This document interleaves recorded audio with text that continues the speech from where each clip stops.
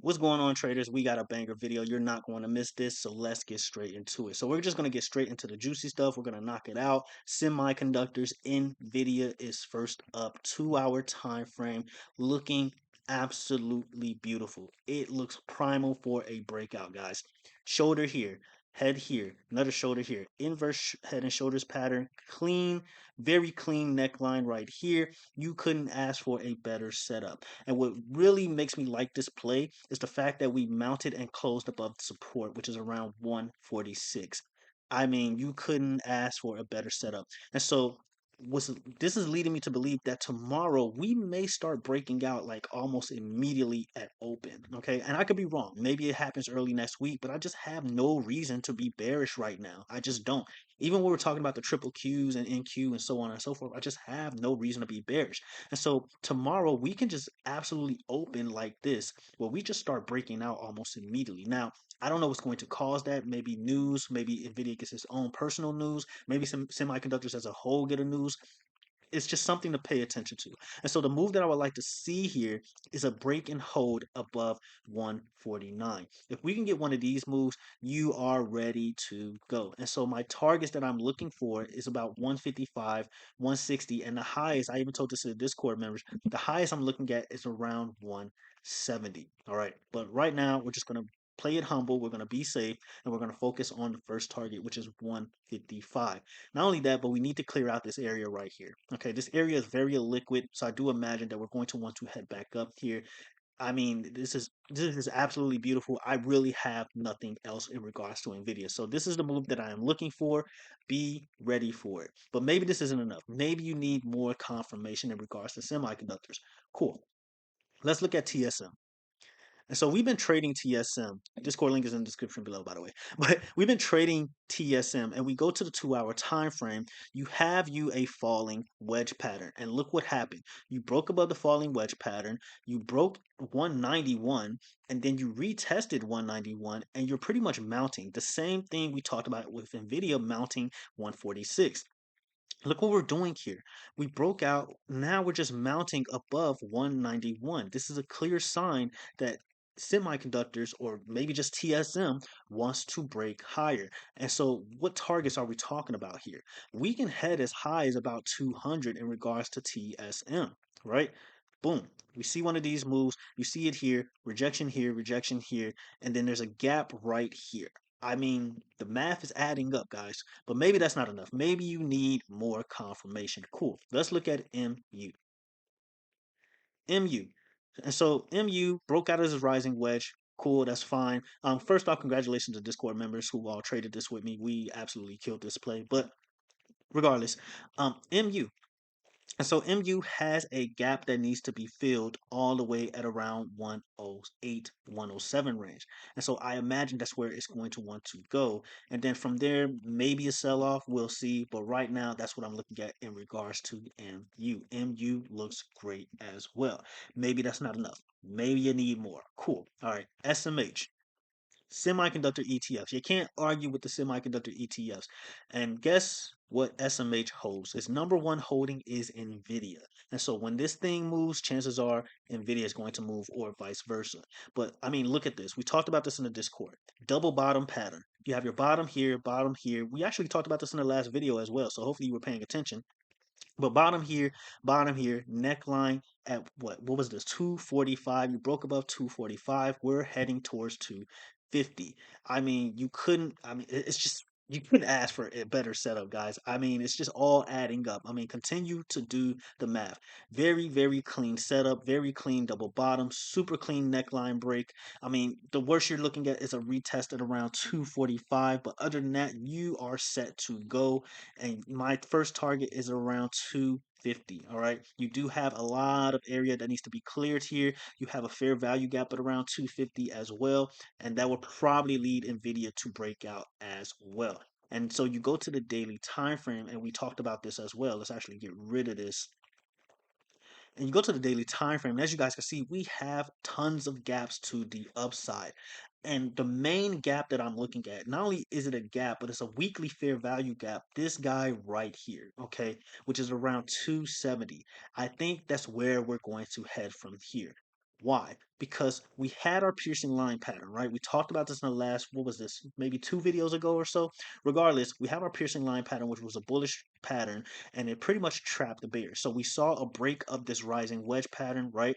But then this piercing line pattern, which is a bullish pattern, showed up. Bull stepped in, and now look what we're doing. We are creating double bottoms on smaller time frames. We're holding necklines, and we're filling gaps to the upside. And mind you, again, SMH has a lot of gaps that need to be cleared out to the upside. And so I think this thing is easily going to head minimum 250. Highest we can be looking at is all the way at the top of this rising wedge. Ironic enough, where this gap is, not only this gap, but you have gap resistance up here. You have double resistance actually, because you're looking at the top of the rising wedge. And so we hit the top of this range right here before we start to break down. The math is mathing, people. 2 plus 2 is equaling 4. I don't know what else to tell you. Maybe that's not enough. Maybe you need one more push. Cool. SOXX. I mean, it's looking beautiful, guys. It's just looking so beautiful. All right, so SOXX. Let's go to the 4 hour time frame. All right. So I didn't even mark this out. So we're just doing it in real time here, or somewhat of real time. Boom. Bottom here. Right. That's your first bottom. You guys probably already see it, so I probably shouldn't even have to keep going, but we're going to do it anyway in case you're new to trading in general. Another bottom here. Your neckline. Boom. I mean, what more could you possibly ask for here? All right. Looking very, very beautiful right now. Semiconductors are looking primal for a breakout. I don't know what's going to cause it. I just don't. So pay attention to news. Whatever news comes out, if it's good, you definitely want to jump in on semiconductors. That's just me. That's what I plan on doing with my Discord members. You do what you want. We're already in some plays. If you want access to those plays, Discord links in the description below. But double bottom, bottom here, bottom neckline break. I mean, you go to the daily time frame, look at all these gaps that need to be cleared out to the upside. You got tons of gaps to the upside. Not only do you have tons of gaps to the upside, but all the way up here. I mean, this looks crazy. And this is why semiconductors could be the reason the stock market sees new highs, because look at how much look at where we have to go just to fill this gap right here. And it doesn't have to happen. I mean, we could just fill these gaps and just head back down, right? This gap right here, and just head back down. But if we're really being optimistic, if we're really being bullish, if we're expecting the market to see newer highs, we have the opportunity or a potential move all the way towards about 260 on SOXX. And then I believe Nvidia is like its second holding. I could be wrong there. It's either number one or number two, but regardless, SOXX. I mean, and look where we are. Let's actually zoom in here. Look where we are. We pretty much just held this trend, right? We bounced here. We attempted to bounce here, right? And then we are pretty much mounting here. We bounced here again. And then we pretty much closed above support at around 215. If this isn't enough, I don't know what else is. The math is mathing. 2 plus 2 equals 4. You do what you want with the information. But right now, semiconductors look absolutely beautiful. And we can see a massive breakout between tomorrow and early next week. And that's what I'm counting on. Okay. Pretty sure. Okay. But I could be wrong. Do what you want with the information. AMD. I almost forgot about AMD. Now, me, I'm not a fan of trading AMD, but I mean, this thing is showing signs of a breakout. I mean, I can't argue with it. 4 hour time frame. All right.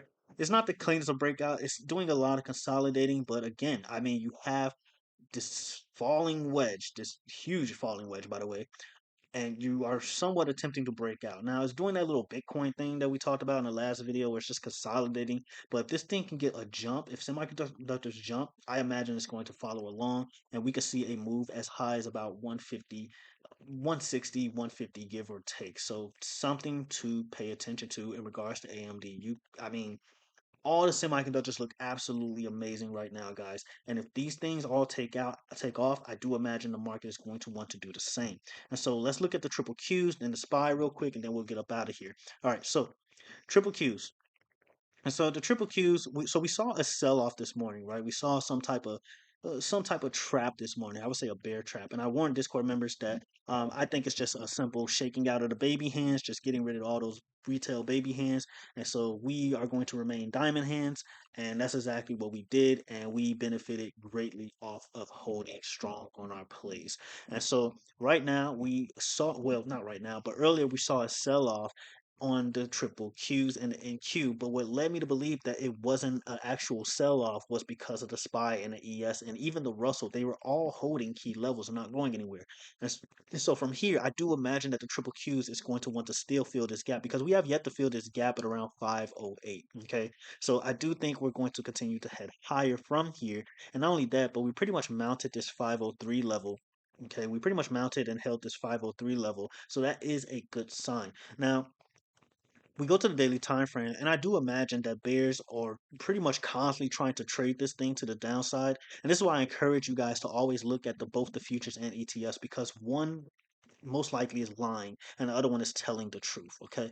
And so right now we're seeing that triple Qs is so far being the liar in this situation while the NQ is telling you the truth on what direction we're going. And so right now we still need to fill this gap at around 508 507 range. And then from there there is potential for a sell off, but I don't think that's going to be the case. I think we're going to simply fill this gap, possibly head back towards 503, retest 503, and just do this move all over again until the market is actually ready to sell off. And I do think we're going to pretty much just consolidate higher and higher, probably towards that 520, 515 range before we see some type of real selloff. I could be wrong, wait for confirmation, but that's what I think is going to happen. And the only reason I think it's going to happen is just like I showed you guys, semiconductors. They look absolutely primal for a breakout. NQ, this is another reason why I just don't think triple Qs is ready for a sell off. And I imagine retail traders that are bearish are just constantly trying to trade that thing because they're not paying attention to anything else and they're just simply focusing on the triple Qs. But we talked about this, right? We talked about the NQ heading back towards 21K. Why do we say that the NQ needs to revisit 21K? This guy right here, okay? This guy right here, he's pretty much lonely. He needs friends, okay? Simple as that. He needs friends, and so I imagine that that's where we're going to head towards. We're heading towards 21K on the NQ, and then from there, we'll have to see what happens. There is potential for a sell off from there, but again, I'm not counting on it. We'll just have to wait for confirmation. So this is the move that I'm looking for, and then from there, we'll have to see what happens. But we still have a lot of a liquid area up here before potentially seeing some downside. So we can revisit previous highs or make new highs all over again where we do something like this all the way towards 21,500. We'll just have to wait and see. I wouldn't jump the gun, but if we're being conservative, being humble, look for that move to 21K, and then from there, just wait for confirmation. And so that's what I'm looking at in regards to NQ. Yes, this was another reason why I was not panicking when we saw that sell off this morning. We have this rising wedge pattern, and we broke above this rising wedge pattern. And despite what happened this morning, you really didn't see much of a reaction from the ES or even the spot. Okay, everything else was just pretty much chilling while NQ and triple Qs and even Nvidia was just panicking, right? And so from here, I do imagine we're going to head towards 6,000. Highest I'm looking at is about 61K, and then we'll have to see what happens from there. But I mean, we're still within this rising wedge pattern, right? Still within this bearish pattern. We still have a little more room to the upside, and then we'll have to see what happens. But the best move that I'm looking at, if we are really trying to be bullish here, is a possible double top scenario where we have our top here, we form some type of top here, and then our neckline would be around 5,850, and then possibly break down from there. So I would definitely look out for this move because that is a clear and clean indication that we could be looking at a massive sell-off. But we're not quite there yet. Just wait for confirmation. And so we looked at I don't think we looked at the spy, did we? Yeah, we didn't look at the spy. So I really, really like the spy here. Really like the spy. I like the fact that it not only filled the gap at around 592, but it mounted the gap as well. And what do I tell you guys about gaps? They have very strong support and resistance levels. And so we broke above the gap resistance, and now we're just mounting it. Okay, we pretty much closed above it. So that is a very, very good sign. And so you see the scenario here where we can form a double top scenario at around 600 right? And then we will have our neckline at around 585, 584, give or take, and then possibly break down from there. It's also important to note that we have two gaps simultaneously here sitting next to each other. You have a gap here, another gap here that ended up forming an island reversal pattern. And so I imagine that whatever sell off we do get is going to be really aggressive to just pretty much clear out this area. And then from there, we see some type of sell off. Now, another scenario, because this isn't like written in gold or anything like that or mandatory, we can just see new highs all over again where we visit the top of this channel at around 605. So it's very much a scenario. If you're new to the YouTube channel, let me actually zoom out to show you guys what we're actually looking at here. And so we're on the daily time frame on the SPY, and this is where I pretty much essentially called the short-term top, where we hit the top of this channel all over again and saw a gap down on the SPY. And so you see it here, you rejected here, bounce, bounce, and then we revisited up here, and this is where I was saying, you know, be ready for some type of sell-off, and that's exactly what happened. And so we look at this smaller channel here. This is the 4-hour channel right here, and we rolled back into the 4-hour channel, and that's when we saw this sell-off happen here. And now it looks like the SPY is trying to revisit this area. Now, it's very much possible that we're creating a lower high and then we sell off, but I don't think that's going to be the case. But as usual, wait for confirmation. But that's really all I have for this video, guys. Hopefully you got something out of it. It looks really, things are looking good. Okay, if anything looks good, it's semiconductors. So definitely pay attention to those. If you want to see how I'm going to trade them, Discord link is in the description below. You're more than welcome to join. Our community is growing each and every day. It's absolutely amazing. I really appreciate the support in the comments, on the channel, whether they're good or bad. If you agree, let me know. If you disagree, let me know as well. Maybe I missed something. Just keep it respectful as always. And until the next video, traders, have you a good one.